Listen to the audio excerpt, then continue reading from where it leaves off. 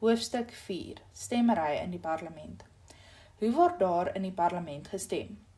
In die parlement word die stemmery altyd in die vorm van 'n vraag gedoen. So byvoorbeeld sal die spreker sê, die vraag vir die huis waarop lede moet antwoord is of hierdie wetsontwerp goedgekeur word of nie. Dan sê die spreker, those in favour will say aye. Dan skreeu die wat daarvoor stem, aye of ja. Daarna sê die spreker, those against, say nay. En die nays reageer so hard as moontlik met nee of nee. Die spreker is veronderstel om goed te kan hoor en maak dan 'n beslissing soos hy gehoor het. Ek dink die ja's het gewen, I think the ayes have it. As dit duidelik is dat die ja-stemme gewen het, word dit so aanvaar en word die wetsontwerp aanvaar. As daar twyfel is of die spreker reg gehoor het, dan vra jy 'n verdeling. Met die verdeling word elke lid getel om 'n spesifieke uitslag van die stemmery te kry. Voor 'n stemming word die klokkies reg deur die gebou gelui, sodat lede buite die raadsaal kan weet daar gaan 'n stemming wees. Waarom word die stemmery 'n verdeling of 'n division genoem en nie net 'n gestemmery nie? Soos ons reeds gesien het, kom die meeste van ons parlement se tradisies en gebruike van die Britse parlement. As daar in die Britse parlement gestem word, moet al die parlementslede die raadsaal verlaat. Dan word hulle letterlik in 2 groepe verdeel. Daarom praat hulle van 'n verdeling. Die ten gunste van die voorstel gaan na 'n lobby, 'n soort portaalgang regs van die raadsaal bekend as die A-lobby. Die daarteen gaan na 'n soortgelyke gang links van die raadsaal, die nee-lobby.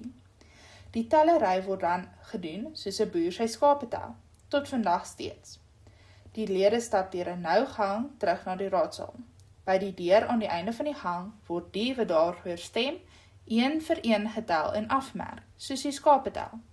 Dieselfde gebeur aan die ander kant by die lede wat daar teen stem. Om seker te maak niemand kil nie, is daar 2 tellers aan elke kant. 'n Teller of sweep wat ten gunste van die voorstel is en 'n teller of 'n sweep wat teen die voorstel is aan elke kant.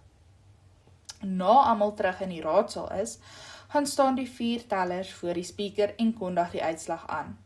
In 2020 het die Britse parlement tydelik 'n elektroniese stemstelsel op die proef gestel. Die lede was egter nie gelukkig daarmee nie en daarna is terugbeweeg na die ou stelsel, waar lede soos skape deur 'n nou gang moet beweeg. Een van die redes was dat die junior lede hierdie stelsel verkies, want dit gee hulle die geleentheid om informeel met ministers en eerste minister hulle probleme te bespreek terwyl hulle wag om getel te word. In die Suid-Afrikaanse parlement word nog steeds van die ei en nei stelsel gebruik gemaak. Daar was in die ou Kaapse parlement ook 2 lobbies, maar die Suid-Afrikaanse parlementslede het beswaar gehad. Hulle wou nie hulself so skape laat tel nie, baie was skaapboere. As daar na die nei en ei 'n verdeling aangevra word, word tans elektronies gestem deur 'n knoppie in jou bank te druk. Waar kom die ei en nei stemstelsel vandaan? In die begin dae van die Britse parlement was dit gevaarlik om teen die wense van die koning te stem. Dit was dikwels noodlottig, omdat die koning maklik koppe laat afkap het. In 'n stemming in die 1500s in die Britse parlement het die spreker gevra, wie stem teen die koning se versoek vir meer geld? Die lede het gereageer met hoogstens 'n afgekeurende gebrom as hulle daarteen was. In die later notules, hier in die 1600s, staan geskryf, daar is deur lede afkeurend gesteen en op die grond gespoeg as hulle teen iets was. Die voordeel daarvan was dat die spreker aan die koning kon sê sy versoek is afgekeur, sonder dat individuele lede se name bekend was. Daar was wel 'n geval waar die teenstemmer se name teen 'n kerkdeur opgeplak is, met 'n byskrif, verraaiers teen die koning se wense. Dit was eers hier in die 1830s, dat die wie vir en wie teen iets gestem het, se name amptelik gepubliseer is. Dikwels is daar baie min lede in die raad. Hoe weet hierdie lede wat in die gebou rondbeweeg, wanneer daar stemming is? Sommige lede werk in hulle kantore, anders mag koffie drink in die teekamer. In die Britse en Suid-Afrikaanse parlement was daar altyd 'n sandloper. As die speaker 'n verdeling aankondig, word die sandloper omgekeer. Die sand loop 3 minute van die een kant na die ander. In daardie tyd lui die elektroniese klokkies in elke gang en vertrek in die parlement. Almal weet dan, daar gaan gestem word.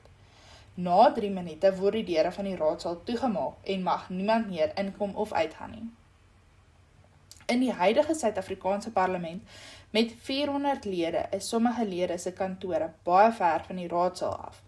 Die sandloper van 3 minute word nie meer gebruik nie. Die elektroniese klokkies lui dwars deur die parlementsgebou vir 5 minute. Australië se parlement gebruik steeds 'n sandloper. Met groen of rooi liggies in al die gange word gewys watter kamer stem.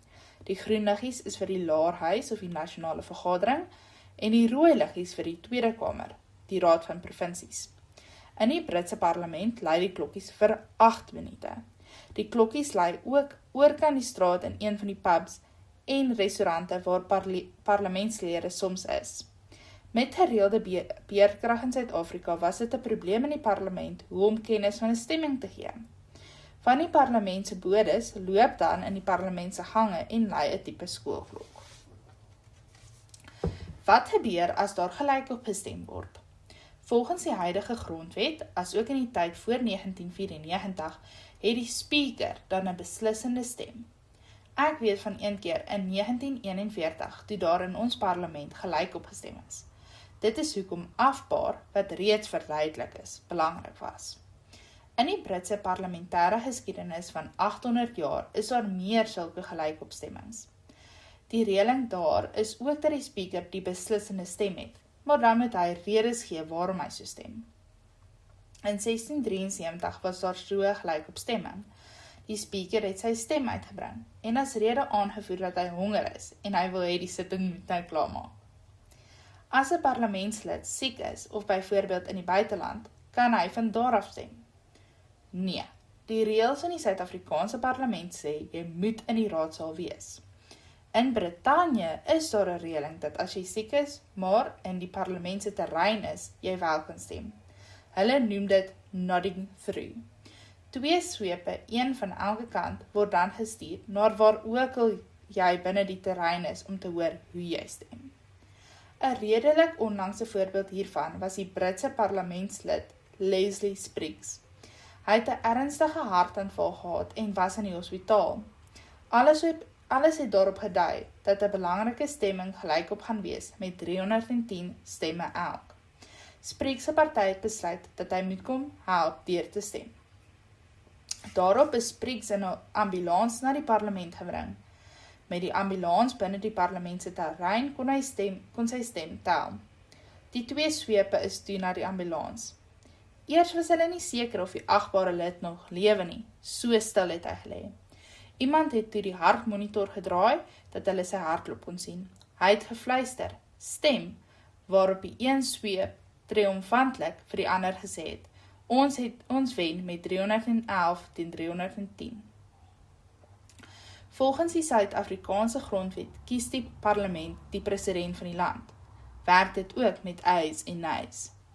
Nee, die grondwet bepaal hoe die president verkies word, artikel 86 en in 'n bylaag.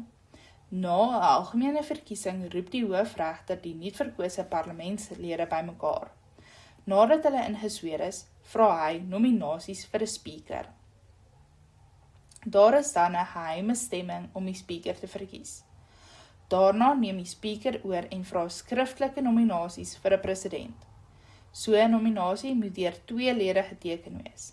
Die persoon wat voorgestel is, moet ook teken dat hy of sy die nominasie aanvaar. Daarna word stembriewe gedruk en kry elke lid geleentheid om in geheim in 'n hokkie in die raadsaal te stem. As nie een van byvoorbeeld 4 genomineer is, 'n meerderheid kry nie, val die onderste een weg en word weer gestem tot 'n volstreekte meerderheid 50+1 verkry word. President Jacob Zuma het 8 mosies van wantroue teen hom tydens sy termyn oorleef. Hoofsaaklik omdat die speaker nie 'n geheime stemming wou toelaat nie. Die opposisie se sterk argument was dat die president met 'n geheime stemming verkies word en daarom ook met 'n geheime stemming uitgegooi moet kan word.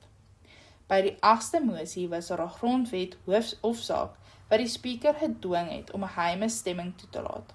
Amper 30 ANC-lede was toe in die geheim bereid om teen Zuma te stem, maar hy het steeds net met 21 stemme oorleef. In die ou Suid-Afrikaanse Volksraad van Paul Kruger het die Volksraadlede nie die president gekies soos tans in Suid-Afrika nie.